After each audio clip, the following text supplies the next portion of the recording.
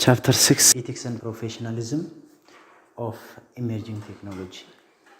ስለዚህ እነዚህ ቴክኖሎጂዎች የራሳቸው የሆነ ኢቲክስ አላቸው ማለት ነው። So the outline for this chapter is just technology and ethics. Technology and ethics. What technologies are there and what ethics are introduced in each technology. The second one is just digital privacy. You know about the privacy.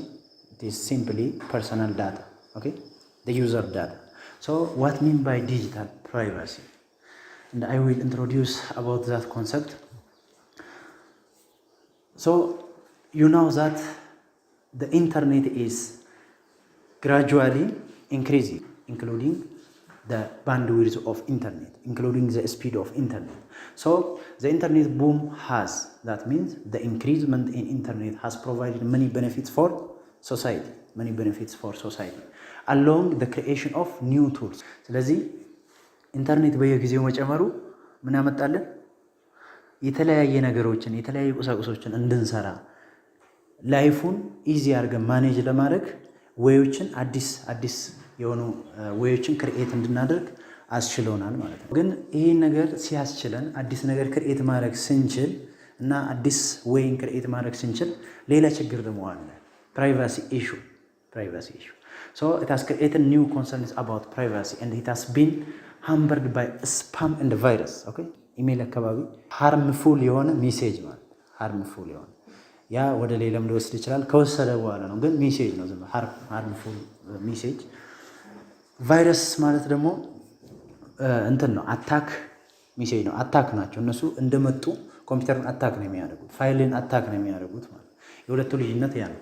ስፓሙ ግን አንተ እስካልነካ ድረስ አንተን አይነካም። ስትነካው የሆነ ሊንክ ይሰጠዋል፣ እሱ ወደ ቫይረስ ይወስዳል ማለት ነው። የሁለቱ ልዩነት አለ። ስለዚህ ፕራይቫሲ ደግሞ ፐርሰናል ኢንፎርሜሽን አለ፣ ፐርሰናል ዳታ አለ። ያ ፐርሰናል ዳታ ሴኩሪቲ መጠበቅ ማለት። ስለዚህ we have to care about our privacy and our data privacies። ስለዚህ ኢቲክስ አለ። እያንዳንዱ ቴክኖሎጂ በአሁኑ ጊዜ ቴክኖሎጂ በኮምፒውተር እና በኢንተርኔት ምክንያት ነው የመጣ። እያንዳንዱ ቴክኖሎጂ ምን አላቸው? ኢቲክስ አላቸው ማለት ነው። ኢቲክስ አላቸው።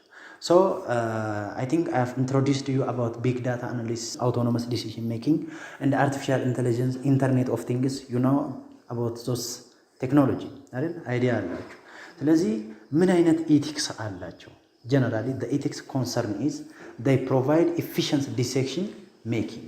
ስለዚህ በተለይ artificial intelligence ጋር internet of things ጋር እንዳየነው ምን አለ?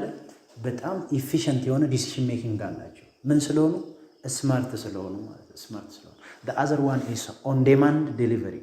ኢቲክሳቸው on demand delivery የምንፈልገውን ነገር በፈለግነው ጊዜ እንድናገኝ ያስችላል። ለምሳሌ ኢንተርኔት ኦፍ ቲንግን ብትወስዱ everything in everywhere ማለት ነው። በፈለግነው ቦታ የፈለግነውን ነገር ማግኘት ማለት ነው። So the main core of technology is AI, artificial intelligence. It has many branches and many disciplines. So there is virtual technology የትናንቱ ማለት ነው።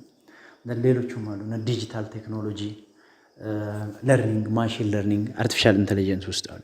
እያንዳንዱ እነዚህ ቴክኖሎጂዎች የራሳቸው የሆነ ምን አላቸው? ኢቲክስ አላቸው። አንድ ዩዘር መጠቀም ሲፈልግ ዩዘሩን ሳይጎዱ ጥቅሙን ይሰጡታል ማለት ነው። ስለዚህ here is ethical rules that must be applied in all technology። ለእያንዳንዱ ቴክኖሎጂ አፕላይ የሚሆኑ እነዚህ ኢቲካል ሩል ናቸው። ስለዚህ each and every technology must contribute to society and human well-being። ስለዚህ ቴክኖሎጂዎች የሰው ልጅን ሶሳይቲውን የሚጠቅሙ ናቸው። ስለዚህ ኮንትሪቢዩሽን አላቸው ማለት ነው። ኮንትሪቢዩት ካላደረገ ያ ይወገዳል፣ ቴክኖሎጂ አይደለም ማለት ነው። በዛ ነው የመጀመሪያው አቮይድ ሃርም። ቫይረስ ምንድነው መሰላችሁ?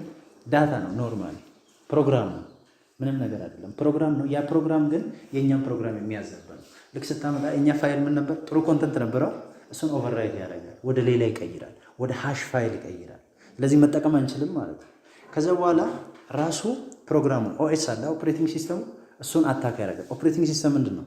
ፕሮግራም አይደለ? ይሄ ቫይረስን ፕሮግራም ነው። ግን ያ ፕሮግራም የኦፕሬቲንግ ሲስተሙ ፋንክሽን ምን ያደርጋል? ዲስረፕት ያደርጋል። እሱን ያጠፋል። ስለዚህ ኢትስ ፕሮግራም ሲምፕል።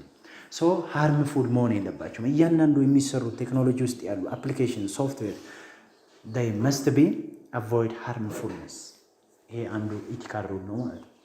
then the other one is honest and trustworthy ታማኝ መሆን አለባቸው። ስለዚህ አሁን አንዳንድ ሳይቶች የምናምናቸው ሳይቶች አሉ፣ የማናምናቸው ሳይቶች ደግሞ አሉ። እያንዳንዱ ቴክኖሎጂ ሲመጣ ለምሳሌ ብሎክቼይንን ብትወስዱት የግብይት መንደር እንደዚህ ብር ምናምን የሚለዋወጡት ነው። እዛ ጋር አሁን ያ ታማኝነት ከሌለ ቴክኖሎጂነቱ ይቀራል ማለት ነው፣ ይቀራል። ስለዚህ በጣም ታማኝ መሆን አለባቸው። the other one is be fair and take action not to discriminate። ስለዚህ ምንም ነገር ፌቨር የለም። ይሄ እንደዚህ ስለሆነ ለሌላኛው ከስተመር የሆነ ፌቨር የሚሰራ ለሌላኛው ደግሞ ዲስክሪሚኔት የሚያደርግ መሆን የለበትም። ስለዚህ ፌር ነው፣ ፌር ሰርቪስ መስጠት አለባቸው እያንዳንዱ ቴክኖሎጂ። the other one is respect the work required to produce new ideas, inventions, creating works and competing artifacts። ስለዚህ እኛ የምንሰራውን እያንዳንዱ ቴክኖሎጂ አዳዲስ ነገሮችን የሚያከብር that means ኢንተግሬሽን መኖር አለበት ነው። ለምሳሌ ቀለል አድርጌ ብነግራችሁ ዩኤስቢ የሚያመርት ፍላሽ የሚያመርት ድርጅት ለብቻ ነው፣ ኮምፒውተር የሚያመርት ለብቻ ነው። ስለዚህ ያ ፍላሽ ማምረት ቴክኖሎጂ ነው፣ ቺፕ ቴክኖሎጂ፣ ሚሞሪ ቴክኖሎጂ። ስለዚህ ያ ፍላሽ አሁን ለምሳሌ ከላፕቶፑ ጋር መጥቶ የማይገጥም ከሆነ ሪስፔክት የማያደርግ ከሆነ የዚህኛውን ቴክኖሎጂ ቫልዩለስ ይሆናል ማለት ነው። they have to respect some other works.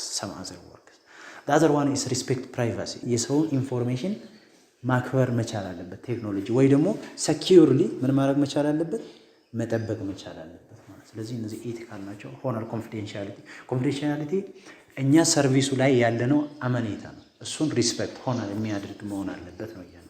ስለዚህ this one is the general ethical rule for every technology in the world።